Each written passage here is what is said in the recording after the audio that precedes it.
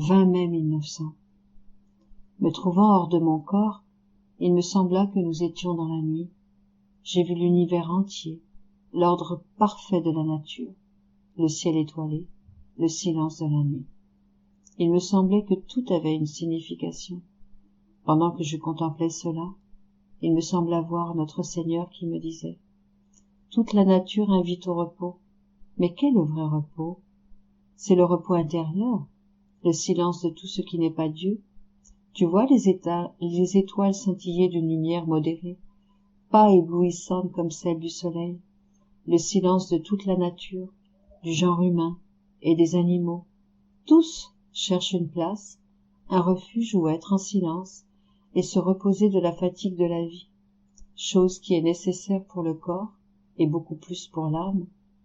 Il est nécessaire de se reposer dans son propre centre qui est Dieu, mais pour pouvoir le faire, le silence intérieur est nécessaire, au même titre que pour le corps, le silence extérieur est nécessaire, afin de pouvoir dormir paisiblement.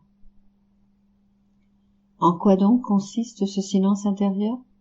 À faire taire ses passions, en les tenant en échec, à imposer le silence à ses désirs, ses inclinations et ses sentiments, en somme, à tout ce qui n'est pas Dieu. Et quel est le moyen de parvenir à cela?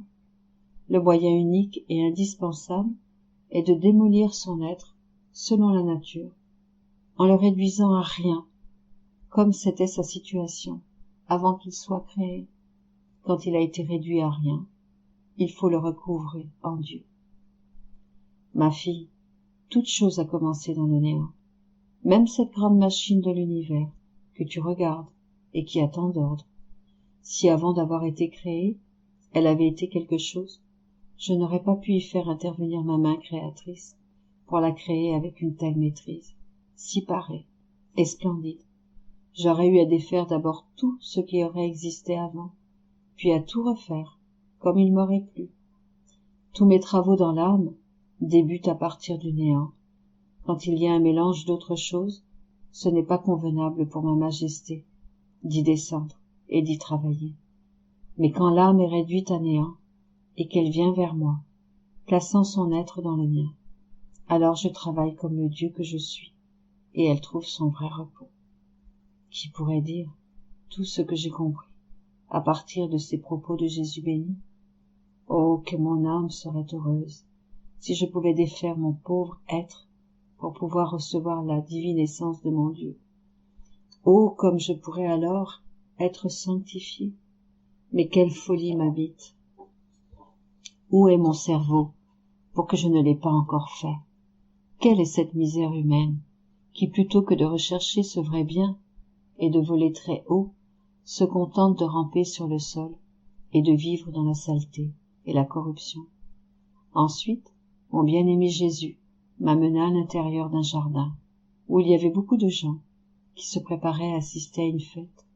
Seulement ceux qui recevaient un uniforme pourront y assister, mais peu recevaient cet uniforme. Un grand désir de le recevoir me vint. J'insistais tant que je l'obtins. Étant arrivé à l'endroit où je devais recevoir l'uniforme, une vénérable dame m'habilla d'abord de blanc et me mit une épaulette céleste d'où pendait une médaille de la Sainte Face de Jésus. Cette médaille était aussi un miroir qui, si on le regardait, permettait de distinguer les plus petits péchés de son âme à l'aide de la lumière qui se dégageait de la Sainte Face. La dame prit un manteau d'or très fin et m'en couvrit complètement. Il me semblait qu'ainsi vêtue, je pouvais rivaliser avec toutes les vierges de la communauté. Pendant que cela se passait, Jésus me dit « Ma fille, il suffit que tu sois ainsi habillée. Quand la fête débutera, je t'y amènerai. Pour l'instant, retournons voir ce que fait le genre humain. » Ainsi, après m'avoir promené dans les environs, il me ramena à mon corps. 20 mai 1903. Voyant les outrages faits à Jésus, Louisa s'offre à souffrir à sa place. Jésus accepte son sacrifice. J'avais quitté mon corps. Jésus béni était dans mes bras, et nous étions au milieu de beaucoup de monde. Avec des verges, des épées et des couteaux, les gens cherchaient à blesser le corps de Jésus. Cependant, en dépit de tous leurs efforts, ils n'arrivaient pas à lui faire la moindre blessure, quoique bien au point, leurs armes avaient perdu leur pouvoir de blesser. Jésus et moi étions très désolés de voir la brutalité de ces cœurs. Même si leurs efforts ne menaient à rien, ils répétaient quand même les coups, avec l'espoir de réussir. S'ils ne causaient pas de blessure à Jésus, c'était tout simplement parce qu'ils ne le pouvaient pas. Ils devinrent très fâchés de ce que leurs armes étaient inefficaces et qu'ils n'arrivaient pas à satisfaire leur désir de blesser Jésus. Ils se dirent en eux-mêmes, « Pourquoi ne pouvons-nous pas le faire? En d'autres circonstances, nous pouvions l'atteindre, mais cette fois, alors qu'il est dans les bras de cette femme, nous ne pouvons rien lui faire. Voyons si nous pouvons faire du mal à cette femme et les séparer l'un de l'autre. » Pendant qu'ils disaient cela, Jésus quitta mes bras et leur donna la liberté de faire comme ils voulaient. Avant qu'ils puissent porter la main sur moi, j'avais dit, « Seigneur, j'offre ma vie pour l'Église et pour le triomphe de la vérité. Je te supplie d'accepter mon sacrifice. » Jésus accepta mon sacrifice, et eux, à l'aide d'une épée, entreprirent de me couper le cou. Mais pendant qu'ils faisaient cela, je suis revenu dans mon corps. Je pensais bien que j'avais atteint le point de mes désirs, celui de mourir, mais, à mon grand désappointement, tout s'est arrêté. 20 mai 1905. La manière de souffrir de Jésus. Ce matin, je pensais à Jésus béni, tout disloqué sur la croix. Je disais, « Ah Seigneur, comme tu as été torturé et comme ton âme a été affligée. » À ce moment, Jésus vint, comme une ombre, et me dit, « Ma fille, je ne m'occupais pas de mes souffrances, mais du but de mes souffrances. Et comme je voyais la volonté de mon Père, accomplie par mes souffrances, je trouvais en elle mon plus doux repos. En fait, accomplir la volonté de Dieu comporte ce bien. Pendant qu'on souffre, on trouve le plus beau repos. Mais si on se réjouit, et que cette réjouissance n'est pas voulue par Dieu, dans cette réjouissance même, on trouve le plus cruel tourment. Plus je m'approchais du terme de mes souffrances, tout en désirant ardemment accomplir la volonté de mon Père, plus je me sentais soulagé, et mon repos se faisait plus beau. Oh, combien diffère la manière de faire des âmes! Si elles souffrent, ou si elles œuvrent, leur attention ne porte ni sur le fruit qu'elles peuvent obtenir, ni sur la réalisation de la volonté divine. Elles se concentrent entièrement sur ce qu'elles font, en ne voyant pas les bienfaits qu'elles peuvent obtenir, ni le doux repos qu'apporte la volonté de Dieu. Elles vivent ennuyées et tourmentées, et elles fuient le plus possible les souffrances et les œuvres, dans le but de trouver le repos, mais elles n'en sont que plus tourmentées. 20 mai 1909. L'amour surpasse tout. Alors que j'étais dans mon état habituel, Jésus se montra brièvement et me dit, « Ma fille, il n'y a rien qui surpasse l'amour, ni le savoir, ni la dignité, et encore moins la noblesse. Au plus, les personnes bien intentionnées, qui utilisent ces choses pour spéculer à mon sujet, arrivent à améliorer quelque peu leur connaissance sur moi. Mais qu'est-ce qui conduit l'âme à faire de moi sa propriété? L'amour. Qu'est-ce qui conduit l'âme à me manger comme un mets? L'amour. Qui m'aime, me dévore et trouve mon être identifié à chaque particule de son être. Il y a autant de différence entre celui qui m'aime vraiment et les autres, quelles que soient leurs conditions et leurs qualités, qu'il y a de différence entre celui qui connaît un objet précieux, l'apprécie et l'estime, sans en être le propriétaire, et celui qui en est le propriétaire. Qui est le plus heureux? Celui qui connaît seulement l'objet, ou celui qui en est le propriétaire? Bien sûr, celui qui en est le propriétaire. L'amour supplée le savoir et le surpasse. Il supplée la dignité et surpasse toutes les dignités, en donnant la dignité divine. Il supplée tout et surpasse tout. 20 mai 1918. Dieu fait tout par un simple acte de sa volonté. Poursuivant dans mon état habituel, je disais à mon doux Jésus, « Comme je voudrais posséder tes désirs, ton amour, tes affections, ton cœur, etc., pour pouvoir désirer, et aimer comme toi. Alors, mon toujours aimable Jésus me dit, ma fille, je n'ai ni désir, ni affection, tout est concentré dans ma volonté. Ma volonté est tout pour moi. On désire une chose si on ne l'a pas. Cependant, dans ma volonté, je peux tout faire. Celui qui n'a pas l'amour peut désirer l'amour, mais dans ma volonté se trouve la plénitude, la source de l'amour. Étant infini, je peux, par un simple acte de ma volonté, disposer de tous les biens et les répandre sur tous. Si j'avais des désirs, je ne serais pas parfaitement heureux. Il me manquerait quelque chose. Je serais un être fini. Je possède tout et, par conséquent, je suis heureux et je peux rendre chacun heureux. Être infini signifie être capable de tout faire, de tout posséder et de rendre tout le monde heureux. Puisqu'elle est finie, la créature ne possède pas tout et ne peut tout embrasser. Elle a des désirs, de l'anxiété, des affections, etc., qu'elle peut utiliser comme des marches pour monter vers son Créateur, y courtiser les qualités divines et ensuite déborder sur les autres. Si l'âme se fond totalement dans ma volonté, elle ne fait pas que courtiser mes qualités, mais d'une seule gorgée, elle m'absorbe complètement. Ses propres désirs ou affections disparaissent et sont remplacés par ceux de ma volonté.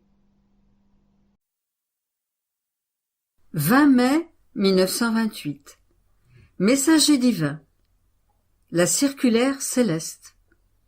Les actes accomplis dans la divine volonté forment l'extase du Créateur. Nécessité de la continuation des actes. Comment il constitue de nombreuses heures pour appeler l'aube. La Vierge, aube de la rédemption. Je m'inquiétais à propos d'une circulaire que j'avais reçue de la maison de la divine volonté. Cette maison que désirait tant le vénérable père Diffrancia, qu'il attendait avec impatience et qu'il n'a pas eu la consolation de voir terminée et ouverte selon son désir. Voilà que finalement, d'après ce que disait cette circulaire, ce jour allait venir.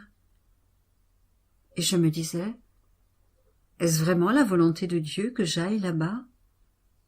Et les membres de cette maison seront-elles de vraies petites filles de la divine volonté? Je pensais à cela lorsque mon doux Jésus se manifesta en moi et me dit, « Ma fille, chaque parole, chaque œuvre et chaque sacrifice accompli dans ma volonté est fait pour obtenir son divin royaume. De nombreux messagers sont envoyés vers la patrie céleste porter la divine circulaire et la faire circuler parmi les saints, les anges, la reine souveraine et le Créateur lui-même, pour assigner à chacun la tâche de préparer les différentes choses nécessaires pour un royaume si saint, afin que tout puisse être fait avec bienséance, comme il se doit, et avec une divine noblesse. Ainsi, tous les habitants de la patrie céleste, cette circulaire en main, se mettent au travail pour accomplir leurs tâches et préparer tout ce qui leur a été confié. Cette circulaire sur la terre fait écho à la circulaire céleste, et le ciel et la terre se mettent en branle, avec comme unique objet le royaume de ma divine volonté. La terre, pour tout ce qui concerne l'ordre naturel. La cour céleste, pour tout ce qui relève de l'ordre surnaturel. On dirait que le ciel et la terre marchent main dans la main et rivalisent entre eux pour voir qui mettra plus de hâte à préparer un royaume si saint. Si tu connaissais la valeur d'un acte accompli dans ma volonté, comment il peut remuer ciel et terre? Comment il peut se frayer partout un chemin? Il se met en communication avec tout le monde et obtient tout ce qui n'a pu être obtenu par tous les autres actes ensemble, et cela depuis des siècles. Ces actes ne sont pas un seul soleil, mais autant de soleils que d'actes accomplis, et ils forment le jour radieux et éclatant du royaume de ma volonté sur la terre. Les actes accomplis dans ma volonté sont des aiguillons pour l'être suprême. Ce sont des aimants qui l'attirent. Ce sont de douces chaînes qui le lient. Ce sont des ravissements dans lesquels la créature a le pouvoir de former l'extase de son Créateur, qui, ravi comme en un doux sommeil par l'extase formée par sa créature bien-aimée, concède ce qu'il voulait donner depuis des siècles, mais sans pouvoir trouver celui qui, le faisant tomber en extase par son propre divin vouloir, serait le vainqueur du royaume de la divine volonté. Lorsque la créature agit dans mon fiat et forme son acte, Dieu se sent ravi et, dans sa douce somnolence, il se sent désarmé et conquis, et la créature devient le vainqueur de son Créateur. Ces préparatifs sont semblables à ceux d'un marié qui prépare la maison, la chambre nuptiale et tous les objets nécessaires afin que rien ne manque. Puis, il passe à la tenue de cérémonie pour le mariage, et les invitations sont envoyées. Tout cela décide le marié à faire ce que lui-même voulait. Mais si rien n'est préparé, le marié prend du temps et ne se décide jamais. Il se sent lui-même embarrassé et il se dit « Je dois me marier et je n'ai pas de maison, je n'ai pas de lit où dormir, je n'ai pas la tenue pour me présenter en futur marié. Quelle impression est-ce que je vais faire ?» Et nécessairement, il abandonne toute idée de devenir un époux. De la même manière, ces préparatifs, les actes accomplis dans ma volonté, les circulaires, sont des aiguillons qui poussent ma volonté à venir régner parmi les créatures.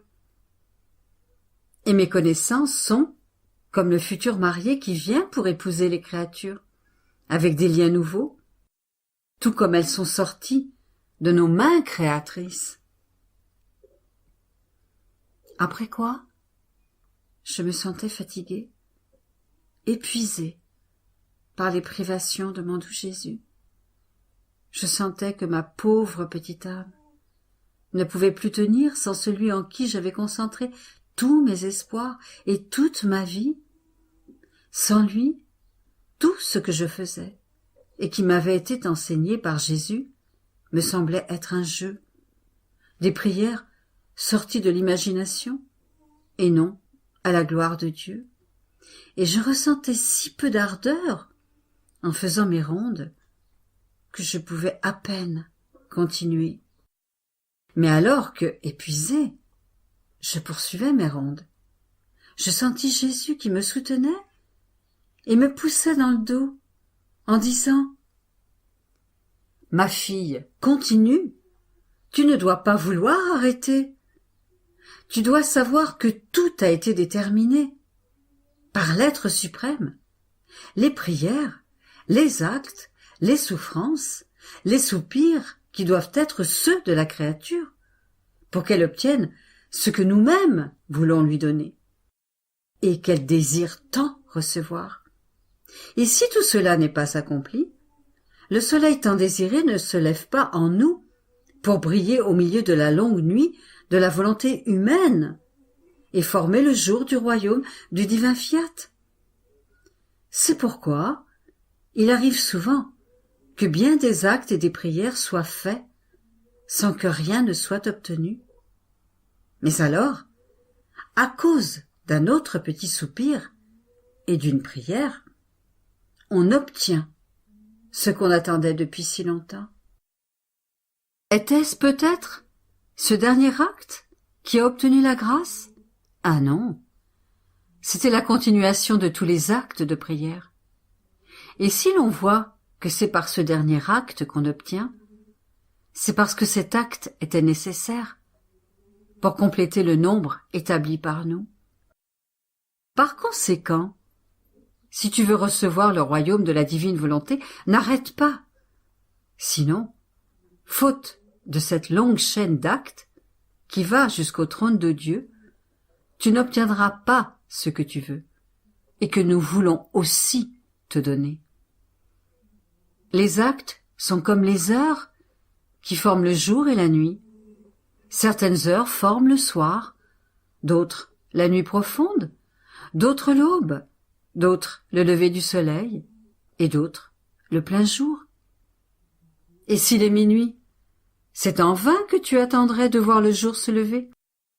Il faut au moins que vienne l'aube pour appeler le jour qui s'approche, pour pouvoir admirer la majesté du soleil qui disperse les ténèbres par son empire de lumière et mettant fin à la nuit, orne toute la nature et la fait se lever à nouveau dans sa lumière et sa chaleur, façonnant toutes choses de ses bienfaisants effets. Or, serait-ce peut-être l'aube qui aurait tout l'honneur de faire se lever le soleil? Ah non, l'aube a été la dernière heure, mais si elle n'avait pas été précédée par les autres heures, l'aube n'aurait jamais pu dire « Je suis celle qui appelle le jour ». Tels sont les actes et les prières pour obtenir le lever du jour du royaume de ma divine volonté. Tous ces actes sont de nombreuses heures, et chaque acte a sa place d'honneur. Et c'est la main dans la main qu'ils appellent le soleil radieux de ma divine volonté. L'acte final peut être comme l'aube, et s'il n'est pas accompli, l'aube est absente, et il est inutile d'espérer que son jour de lumière puisse se lever bientôt sur la terre. Un jour qui, façonnant et réchauffant toutes choses, plus qu'un soleil, fera sentir ses effets bienfaisants et son régime divin, un régime de lumière, d'amour et de sainteté. La même chose s'est produite dans la rédemption. La rédemption n'est pas venue avant bien des siècles, parce que les patriarches et les prophètes se trouvaient par leurs actes dans les heures de la nuit, et c'est de loin qu'ils attendaient le jour. Lorsque la Vierge Reine est venue, elle a formé l'aube, et embrassant tout ensemble les heures de la nuit, elle a fait apparaître sur la terre le jour du Verbe, et la rédemption a été accomplie. Par conséquent, n'arrête pas. La série des actes est si nécessaire que si tous ne sont pas accomplis, il y a risque que le bien désiré ne soit pas obtenu. 20 mai 1930. Toute la création est un membre de Dieu et participe à toutes les qualités divines. La divine volonté, rassembleuse de tous les actes qui lui appartiennent. Comme d'habitude, je suivais les actes de la divine volonté dans la création. Je comprenais que la création est à ce point unie à son Créateur qu'elle ressemble à un membre en union avec son corps, et qui, en vertu de cette union, ressent la chaleur, le mouvement et la vie. Mais je pensais à cela lorsque mon toujours aimable Jésus me dit « Ma fille, chaque chose créée est pour moi un membre distinct, et m'est donc utile pour maintenir l'ordre et la vie de la création. Et à travers la création, je l'utilise pour manifester tantôt ma miséricorde, tantôt ma puissance, et tantôt ma justice. D'autant plus que ma création, étant immergée dans ma divine volonté, elle ne peut avoir ni mouvement, ni fonction, si mon divin fiat ne lui donne pas le mouvement ou la capacité de fonctionner.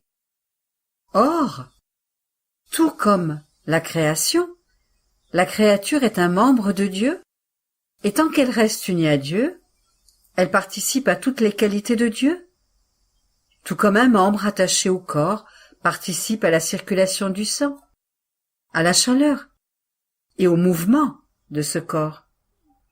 Mais qui maintient la soudure de cette union? Qui maintient en permanence et en pleine force ce membre de la créature attaché à son Créateur? Ma divine volonté? Ma divine volonté est le lien d'union, la communication de la chaleur et du mouvement qui rend sensible en chaque mouvement la vie du Créateur.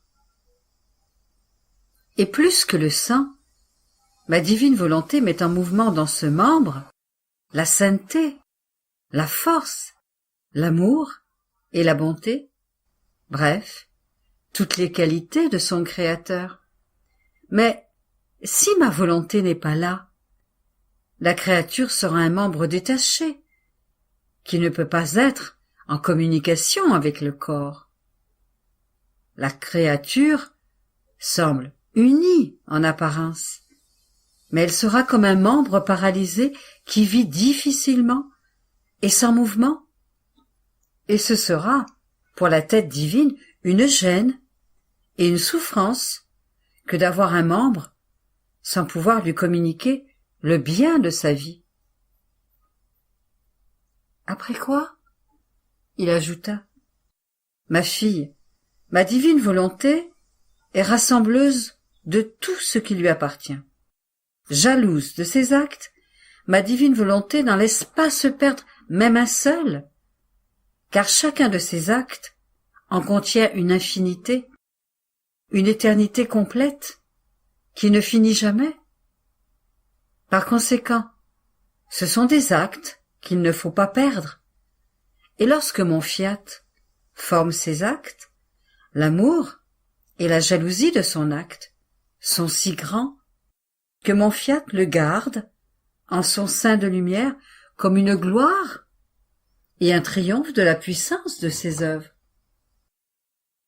Or, lorsque l'âme vit dans ma divine volonté et enferme ses actes dans ma volonté, il devient un acte de divine volonté. Ensuite, d'elle-même, l'âme répète tous les actes que fait la divine volonté et donne à la divine volonté la gloire et la réciprocité des actes divins de la créature. Alors, oh, comme mon divin fiat se sent triomphant sur cette créature, lorsqu'il trouve en elle un acte pur de sa volonté. Et il se fait le rassembleur de tout ce que cette créature peut faire. Mon divin fiat n'en perd pas même un souffle, car il voit sa volonté opérante en toutes choses. Et cela suffit pour rendre les actes dignes de mon divin fiat. Et il aime tant la créature qu'il la garde entièrement dans son sein de lumière, pour lui donner la vie continuelle de son vouloir, et recevoir d'elle sa réciprocité. Par conséquent, ma fille, sois attentive à recevoir la vie de la divine volonté, afin de pouvoir dire « Tu me donnes la vie de la divine volonté, et je te donne la vie de la divine volonté. » 20 mai 1934. Comment la divine volonté absorbe en elle-même, comme en un seul souffle, tous les actes accomplis en elle pour n'en former qu'un seul. Comment la divine volonté forme les états de l'humanité de notre Seigneur et les rend présents aux créatures. Je me sentais pauvre d'amour, mais j'avais la volonté de l'aimer infiniment. J'avais reçu mon doux Jésus sacramentellement, et il était inondé d'amour. Je n'en avais que quelques petites gouttes, et il me demandait pourtant de l'amour, afin de pouvoir m'en donner, mais comment égaler le sien? Alors, je me suis dit que ma céleste maman veut que j'aime mon Jésus, et son Jésus, énormément. Je vais alors verser les petites gouttes de mon amour dans les mers de son amour, et je dirai alors à Jésus, « Je t'aime tellement que je t'aime comme ta maman t'aime. » Il me semblait que la dame souveraine se réjouissait de voir que sa fille aimait Jésus avec son amour, et que lui était encore plus content de savoir qu'il était aimé avec l'amour de sa maman. Tout heureux, il me dit, « Ma petite fille de mon vouloir, tu dois savoir que la créature qui vit dans mon fiat n'est jamais seule dans ses actes. Elle est incorporée à tout ce que mon fiat a fait et fera en elle-même, comme dans toutes les créatures. De sorte que je ressentais dans l'amour de ma mère l'amour de la fille, et dans l'amour de la fille l'amour de ma divine mère. Oh, comme elles sont belles tes petites gouttes d'amour investies dans les mers d'amour de ma maman. Lorsqu'une créature vit dans ma volonté, je sens le ciel couler dans ses actes, dans son amour, dans sa volonté. Je sens que la créature est au ciel, et ses actes, son amour, sa volonté investissent l'empyrée pour former un seul acte, un seul amour et une seule volonté avec tous. Et le ciel tout entier se sent aimé, glorifié dans la créature qui se sent elle-même aimée par tous, dans le ciel. Dans ma volonté, tout est unité. La séparation n'existe pas, ni les distances, ni les temps. Les siècles disparaissent dans mon vouloir, et avec sa puissance, il dévore tout en un seul souffle et forme un seul acte continuel de toutes choses. Quelle heureuse fortune pour la créature qui vit dans ma volonté et qui peut dire « Je fais ce que l'on fait au ciel, et mon amour n'est pas différent de leur amour. » Il n'y a que pour celles qui ne vivent pas dans ma volonté que les actes sont séparables et leurs souffrances solitaires. Leurs actes sont différents de nos actes parce qu'ils ne sont pas investis par la puissance de ma volonté qui possède la vertu de convertir en lumière ce que l'on fait en elle. Comme ces actes ne sont pas lumière, ils ne peuvent pas s'incorporer avec les actes de notre volonté. Lumière inaccessible, qui sait comment convertir toute chose en lumière. Il n'est donc pas étonnant que lumière et lumière s'incorporent ensemble. Après quoi, je m'abandonnai dans les bras de l'enfant Jésus, qui se fit voir, et, rempli d'amour, il s'abandonna dans le mien, afin de jouir de l'amour que je lui donnais, venant de lui et de sa maman, et il ajouta, « Ma fille, si tu me vois, petit enfant, c'est en vertu de ma divine volonté, qui possède en elle-même toutes les périodes de ma vie sur terre, mes larmes, mes souffrances et tout ce que j'ai fait. Ma volonté répète à chaque instant différentes périodes de ma vie, afin d'en donner les admirables effets aux créatures. Elle me forme, tantôt en petit enfant, afin de donner les fruits de mon enfance, mon très tendre amour, qui pleurait, afin d'obtenir celui des créatures, et me permettre de recevoir de la tendresse et de la compassion pour mes larmes. Tantôt, en petit garçon, d'une beauté enchanteresse, afin de me faire connaître et de ravir la créature. Tantôt, comme jeune homme, pour l'enchaîner d'une inséparable union, et tantôt en crucifié, pour me permettre de réparer, et ainsi de suite pour tout le reste de mon humanité sur terre.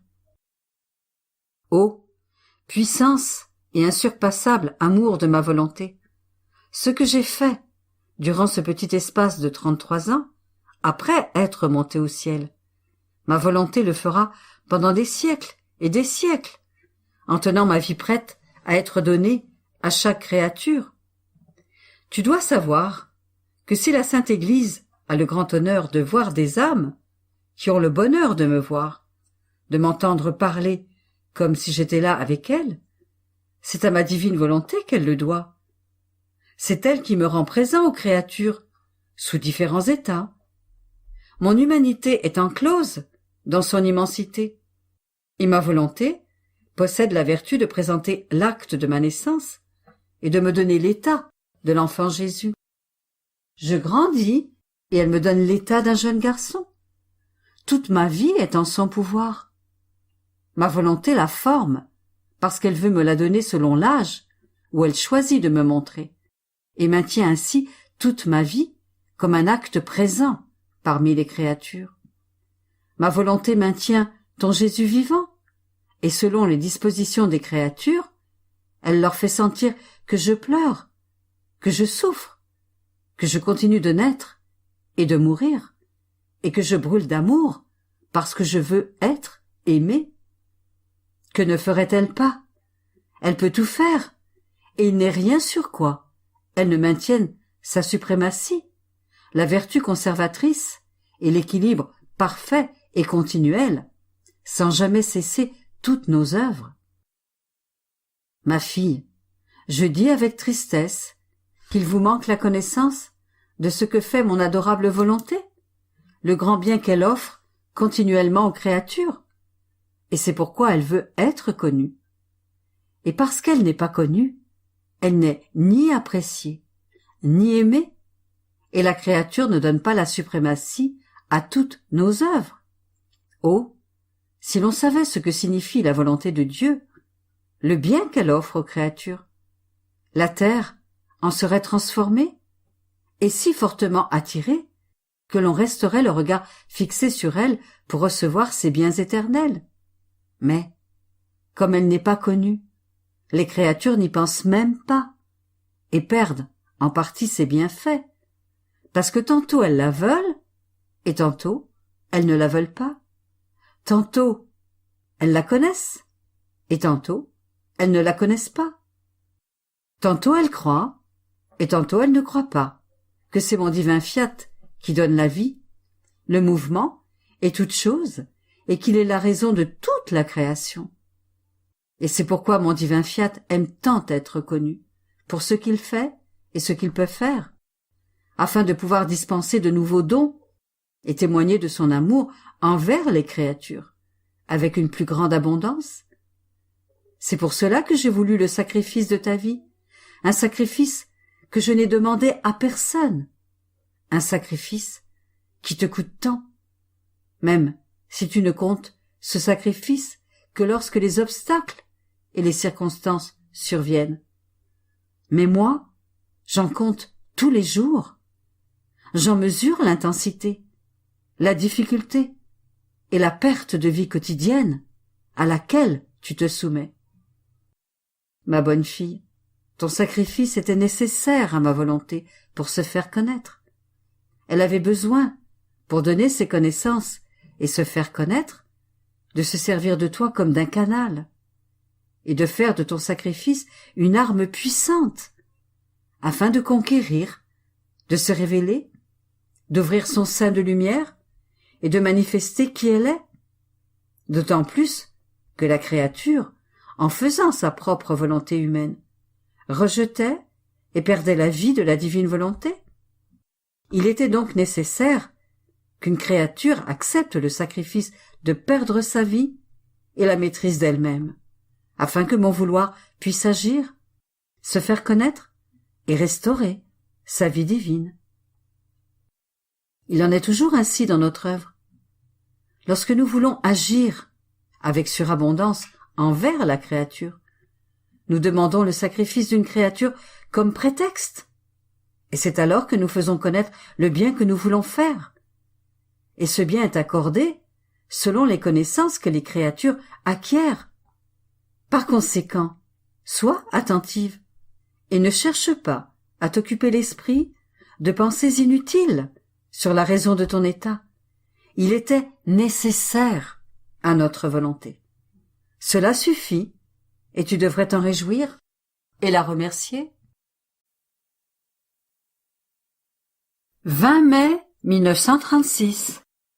Différence entre celle qui appelle la divine volonté dans ses actes et celle qui accomplit de bonnes œuvres sans elle. L'ascension. comment il monta aux cieux et resta sur la terre. Mon pauvre esprit continuait à tourner dans les actes de la divine volonté, et je me disais, quelle différence y a-t-il entre celle qui appelle la divine volonté dans ses actes et celle qui fait de bonnes œuvres sans l'avoir appelée? Et mon doux Jésus me fit sa petite visite et me dit, ma fille, il n'y a pas de comparaison possible entre l'une et l'autre.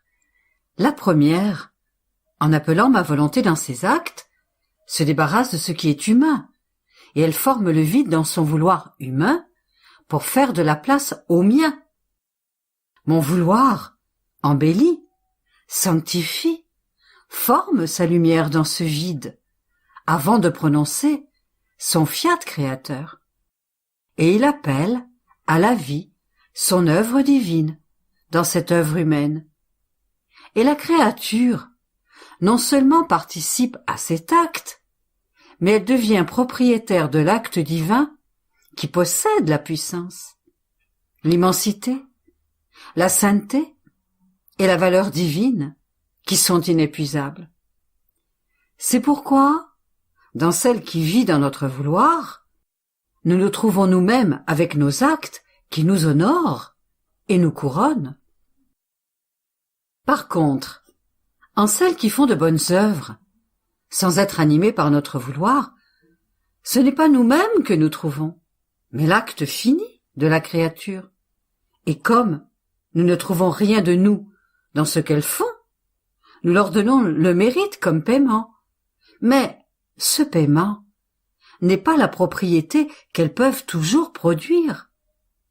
C'est pourquoi ces créatures symbolisent celles qui vivent au jour le jour, et difficilement avec le paiement qu'elles reçoivent. Mais elles ne deviennent jamais riches. Elles ressentent toujours le besoin d'être payées pour leurs œuvres afin de pouvoir vivre. Et si elles ne travaillent pas, elles courent le risque de mourir de faim, c'est-à-dire de ne pas avoir la satisfaction du bien, la vie des vertus, mais la sordide misère des passions. Au contraire, pour celle qui vit dans notre vouloir, tout est abondance. Nous lui disons nous-mêmes, prends ce que tu veux, et autant que tu peux prendre. Nous mettons à ta disposition nos richesses, notre lumière, notre sainteté et notre amour, parce que ce qui est à nous est à toi, et ce qui est à toi est à nous. Il ne nous reste plus qu'à vivre et à travailler ensemble. Après quoi, j'accompagnais l'ascension de Jésus au ciel.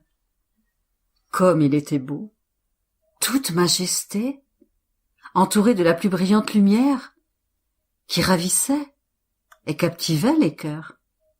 Et mon doux Jésus, toute bonté et tout amour, me dit, ma bienheureuse fille, il n'est rien dans ma vie qui ne symbolise le royaume de ma divine volonté. En ce jour de mon ascension, je me sentais victorieux et triomphant. Mes souffrances étaient terminées, et je les laissais parmi mes enfants sur la terre pour les aider et les soutenir, comme un refuge où se cacher dans leurs propres souffrances, et s'inspirer de mon héroïsme dans leur sacrifice.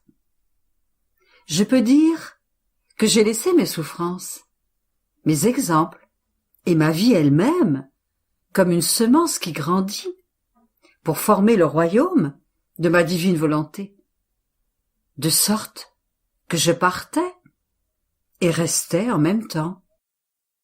Je restais en vertu de mes souffrances. Je restais dans leur cœur pour être aimé, et après que ma très sainte humanité fut montée au ciel, je me sentais davantage pressée par le lien de la famille humaine. Et comme je n'aurais pas été adaptée pour recevoir l'amour de mes enfants et de mes frères que je laissais sur la terre, je suis restée dans le très saint sacrement, afin de pouvoir toujours me donner à eux et qu'ils puissent me recevoir continuellement pour trouver le repos, le soulagement et le remède à tous leurs besoins. Nos œuvres ne souffrent pas la mutabilité. Ce que nous faisons une fois, nous le faisons toujours. J'avais aussi en ce jour de mon ascension une double couronne. La couronne de mes enfants, que j'amenais avec moi dans la céleste patrie, et la couronne de mes enfants que je laissais sur la terre. Ils symbolisaient le petit nombre, qui seront le commencement du royaume de ma divine volonté. Tous ceux qui m'ont vu monter au ciel ont reçu de nombreuses grâces pour consacrer leur vie à faire connaître le royaume de la rédemption et poser les fondations de mon Église, afin de rassembler dans son sein maternel toutes les générations humaines. C'est ainsi que les premiers enfants du royaume de ma volonté seront peu nombreux, mais les grâces dont ils seront investis seront si grandes et si nombreuses qu'ils consacreront leur vie à appeler toutes les âmes à vivre dans ce saint royaume. Une nuée de lumière m'a caché à la vue de mes disciples, qui sont restés figés en regardant ma personne. L'enchantement de ma beauté était si grand que leurs yeux ravis ne pouvaient plus s'abaisser pour regarder la terre, si bien qu'il a fallu un ange pour les secouer et les faire retourner au cénacle. C'est également le symbole du royaume de mon vouloir. La lumière sera si grande qu'elle va investir ses premiers enfants qui porteront la beauté, l'enchantement et la paix de mon divin fiat, de sorte qu'ils voudront connaître et aimer un bien si grand. Le plus beau symbole est celui de ma maman présente parmi mes disciples pour assister à mon départ vers le ciel.